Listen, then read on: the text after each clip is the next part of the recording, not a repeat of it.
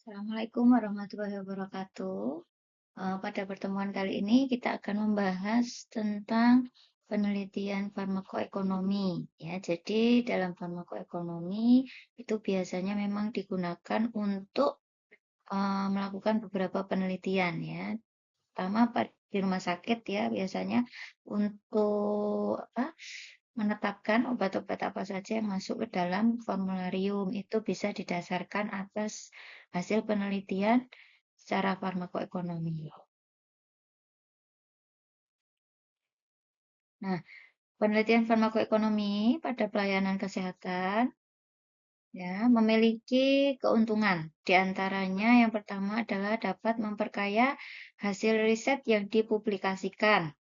Nah, kemudian dapat menjadi pedoman pengambilan keputusan dalam penyusunan formularium. Nah, ini tadi yang di awal saya sampaikan, kalau penelitian farmakoekonomi itu bisa digunakan sebagai acuan ya dalam menetapkan atau penyusunan formularium obat di rumah sakit. Ya. Nah, kalau yang pertama dapat memperkaya hasil riset yang dipublikasikan jelas ya, seperti contohnya skripsi atau penelitian-penelitian yang dilakukan oleh individu ya, orang-orang tertentu terkait dengan farmakoekonomi ya, kemudian dipublikasikan. Kemudian yang ketiga, keuntungannya adalah sebagai sumber informasi pembiayaan farmasi. Nah, jadi kita tahu nih besaran berapa biaya yang digunakan ya untuk terapi tertentu ya. Dasarnya apa ya? Dasarnya adalah penelitian farmakoekonomi.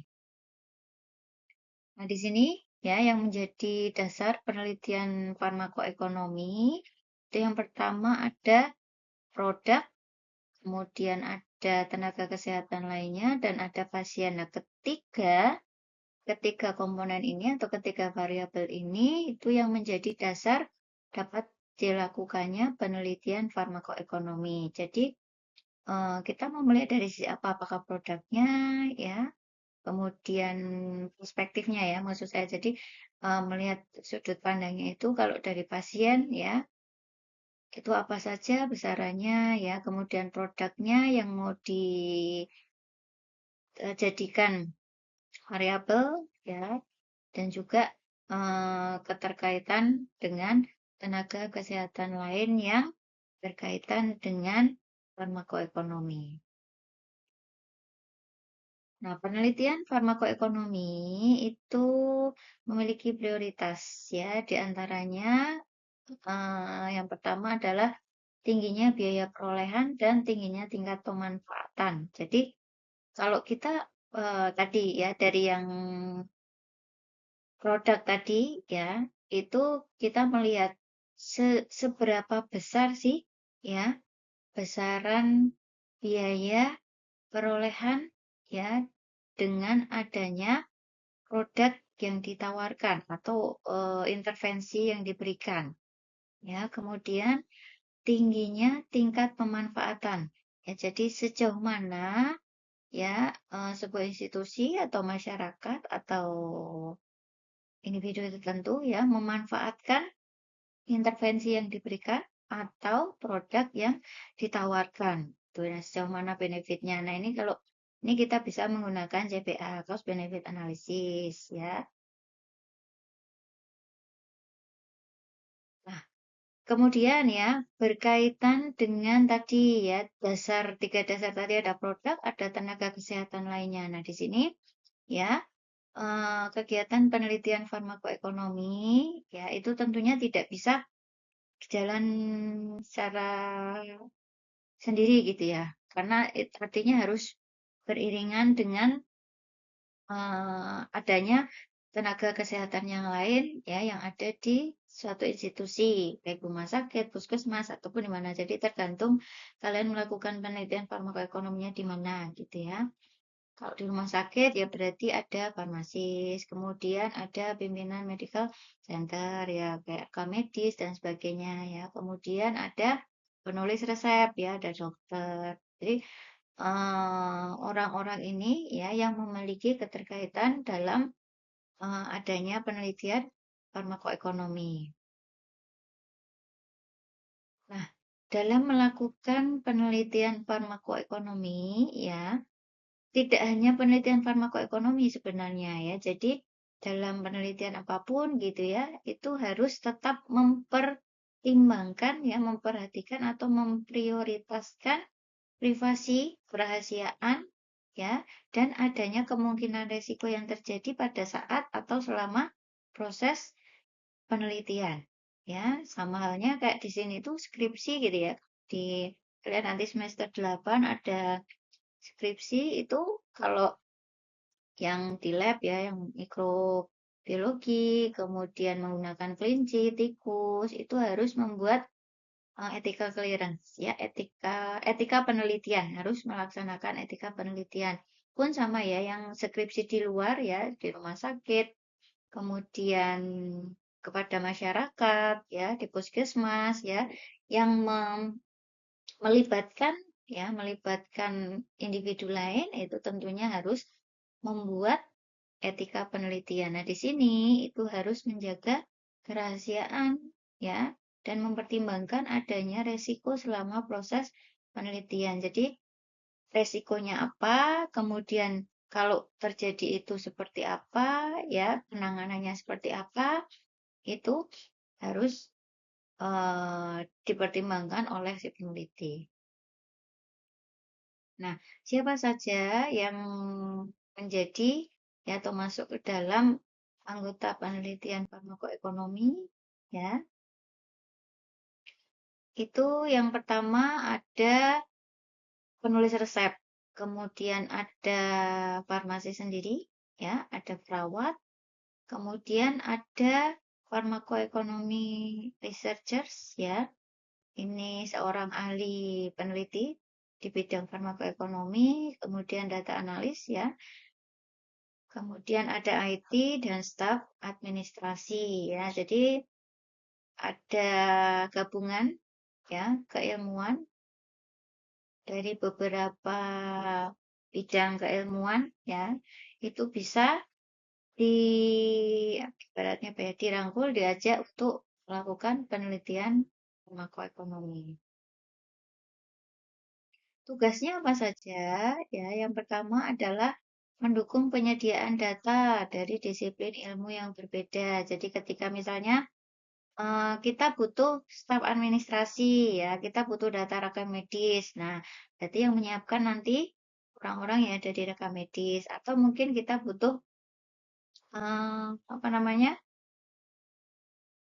Dokter gitu ya untuk penulisan resepnya ya dan sebagainya. Jadi dari setiap disiplin ilmu ya yang terlibat di dalam penelitian tersebut itu menyediakan data yang dibutuhkan ya apa saja dalam penelitian itu. Jadi tidak hanya satu orang saja gitu ya. Misalnya sama halnya gini, kalau kayak mau skripsi gitu ya di rumah sakit misalnya.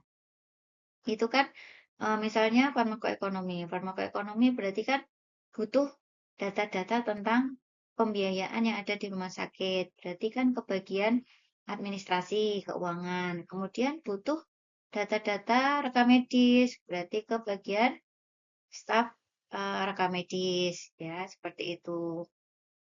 Jadi eh, apa namanya, tar disiplin ilmu itu memiliki tugas masing-masing ya, sesuai dengan data yang diperlukan. Kemudian yang kedua, menjamin penelitian yang baik dengan ukur dan mengevaluasi ya clinical dan cost outcome-nya ya dari berbagai perspektif ya.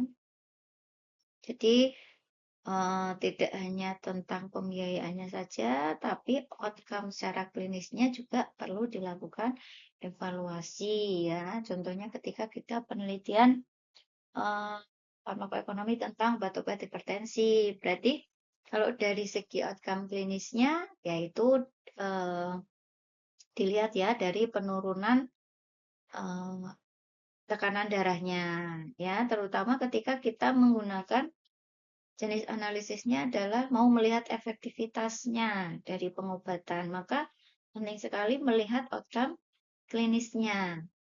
ya. Kemudian mendukung pengumpulan data finansial, analisis statistik dan analisis resiko. Nah, ini biasanya kalau yang umum dilakukan itu data finansial dan analisis statistik, ya. Analisis resiko mungkin diperlukan ketika penelitiannya itu dalam skala yang besar, melibatkan banyak responden. Desain studi yang biasa digunakan, nah ini ya, ada tipe analisis farmakoekonomi yang biasa digunakan dalam penelitian farmakoekonomi, itu ada CMA, Cost Minimization Analysis, kemudian ada CPA, Cost Benefit Analysis, ya, ada Cost Utility Analysis, dan ada Cost Effectiveness Analysis. Nah ini tadi ya, kalau kita mau melihat efektivitasnya dari suatu intervensi atau pengobatan, kita gunakan CA. Ya, kalau mau melihat pemanfaatannya sejauh mana, sebesar apa manfaat yang ditimbulkan dari intervensi tertentu atau terapi tertentu, berarti menggunakan cost benefit analysis, ya. Kemudian untuk melihat berapa besaran biaya, ya, biaya minimal yang dikeluarkan oleh pasiennya itu sekitar berapa gitu ya. Nah, ini kalau dilihat dari perspektif pasiennya, kita bisa menggunakan CMA, Cost Minimization Analysis. Kemudian ya, nah kita menentukan desain studinya itu dasarnya apa gitu ya. Jadi tergantung dari perspektif yang mau kita lihat, perspektif utamanya. Apakah dari di sisi pasiennya, ya, apa yang dirasa memberikan keuntungan, apa yang perlu diketahui ya, berapa besaran biaya yang harus dikeluarkan oleh pasien, berarti itu dari segi sudut pandang atau perspektif pasien. Apakah dari institusinya, rumah sakit, ya, bagaimana. Ya, kemudian pertanyaan-pertanyaan apa saja yang mau kita angkat atau rumusan masalah apa gitu ya, yang nantinya mau kita munculkan dalam penelitian farmakoekonomi itu. Ya, apakah mau melihat efektivitasnya, ya, mau membandingkan efektivitasnya, atau hanya mau melihat salah satu besaran biayanya saja gitu ya. Nah, itu nantinya akan muncul dalam rumusan salah dalam satu penelitian makroekonomi. Nah, ini ya, economic analysis in patient population ya. Perspektif ya, sistem pelayanan kesehatan. Kita melihat contoh ini contohnya. Perspektif sistem pelayanan kesehatan. Ya, maka kita perlu fokus pada biaya dan outcome klinisnya, ya, atau konsekuensi yang dihasilkan dari pemberian terapi tertentu atau intervensi tertentu, ya. Kemudian kita bisa menentukan, ya, dampak klinisnya pada pasien, ya, ketika mendapatkan intervensi tertentu atau terapi tertentu. Ya, terus dampaknya apa gitu ya? Dampak biayanya seperti apa pada sistem pelayanan kesehatan? Ya, jadi kalau kita apa namanya? Nah, ini menentukan berarti ini tadi ya pertanyaan yang muncul dalam penelitian ini ya. Kita mau melihat dampak klinisnya, kemudian dampak biayanya ya terhadap sistem pelayanan. Kalau tadi inpatient, kalau ini outpatient. Ya, kalau outpatient fokusnya pada outcome jangka panjangnya.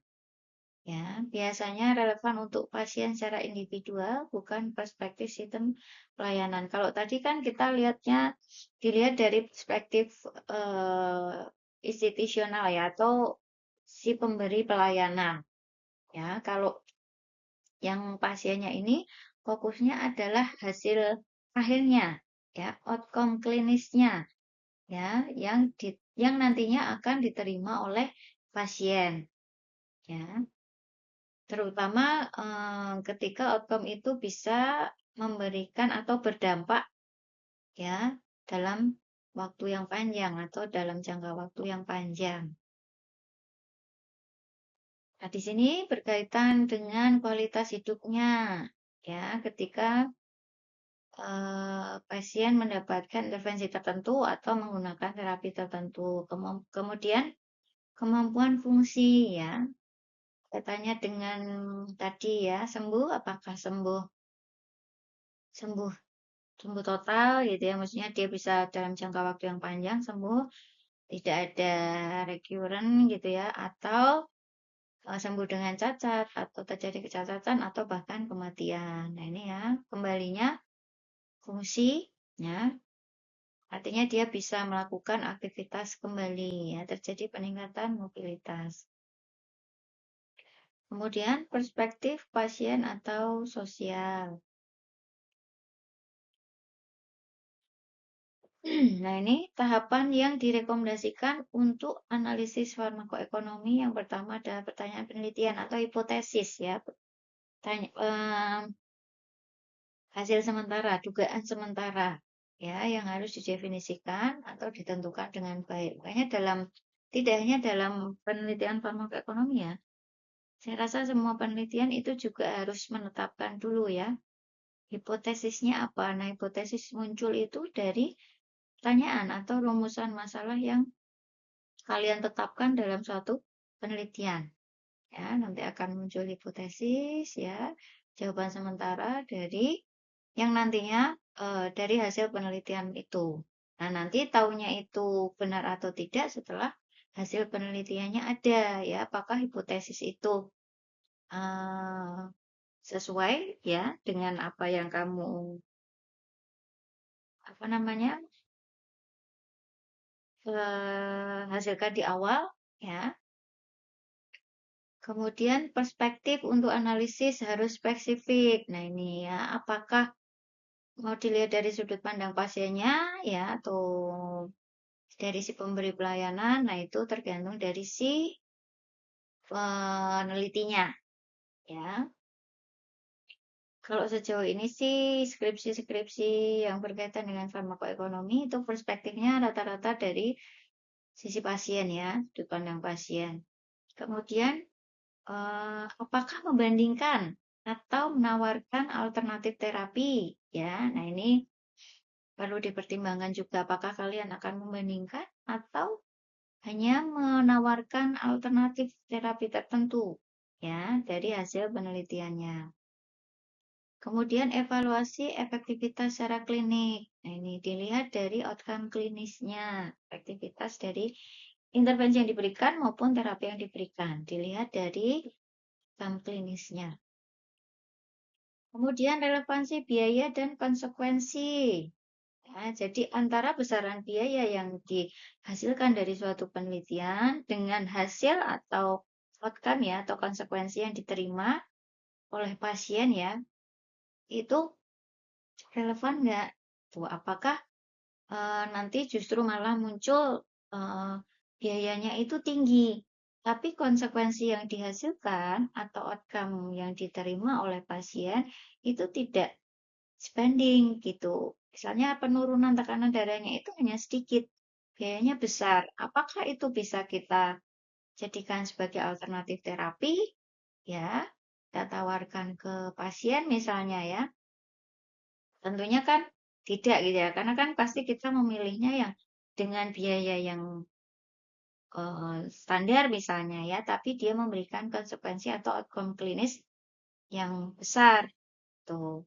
Nah, makanya ini dijadikan bisa ya penelitian farmakoekonomi ini bisa dijadikan sebagai suatu acuan untuk menetapkan formularium. Jadi obat apa saja nih ya dari hasil penelitian ini misalnya ini diketahui biayanya sekian juta, tapi efektivitas penurunannya hanya sekian persen. Outcome klinis yang